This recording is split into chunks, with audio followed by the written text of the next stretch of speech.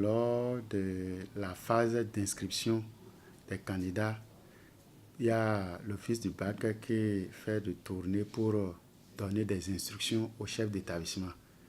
Et lors de ces séances, l'office du bac avait déjà instruit les chefs d'établissement de garder les mots de passe et les logins qu'ils ont utilisés pour inscrire les candidats. Parce qu'à partir de cette année, les convocations des candidats seront tirées en ligne. Avant le 13, ils m'ont appelé pour me dire d'informer tous les chefs d'établissement, que ce soit public ou privé, que le 13 mai, à 0h, qu'ils vont ouvrir leur site, ce qui est chose faite. Et j'ai informé effectivement les chefs d'établissement qui ont tiré, d'autres sont en train de tirer, d'autres ont déjà tiré les convocations des candidats. Pour les candidats officiels, bien sûr, que ce soit collège public ou privé, les convocations sont tirées en ligne. En temps, l'office du bac tirait et on nous remettait, nous on appelait les directeurs pour leur distribuer cela, avant qu'ils ne partagent ça à leurs candidats. Pour les candidats libres, c'est ici que l'office du bac nous déposait ça.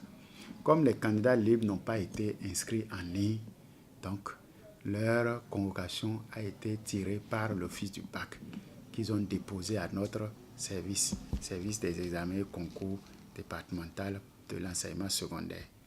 Et ils nous ont donné l'ordre de commencer par distribuer cela aux candidats.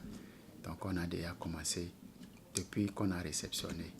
Donc les candidats libres passent régulièrement au niveau de notre service pour retirer leur convocation. En venant bien sûr avec leur carte civile et la fiche de dépôt des dossiers. La fiche là nous oriente par rapport à sa série, son nom et prénom. Et là, on sait où on va chercher la convocation.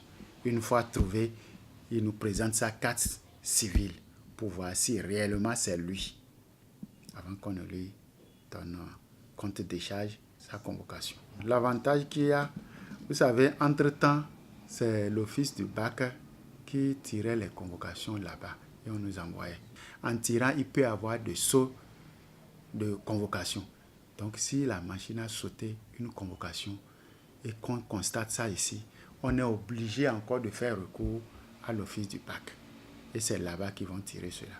Mais avec le tirage en ligne, une fois qu'ils rentrent dans le site, avec leur mot de passe, ils vont télécharger pour tous les candidats de leur établissement.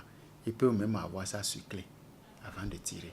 Donc, ce qui veut dire que si il y a saut, ils peuvent retirer cela parce que c'est dans leur fichier. Il y a déjà eu validation des listes des surveillants au niveau départemental. Validation des listes des correcteurs au niveau départemental. Donc après ça, l'office du bac fait la validation nationale. Mais au niveau départemental, il y a déjà eu la validation. Le bac, c'est un examen. Ce n'est pas un concours. Donc c'est pour dire que le candidat moyen peut réussir. Ils n'ont qu'à mettre les bouchées doubles, réviser les leçons. Ils vont voir que les épreuves seront à leur portée.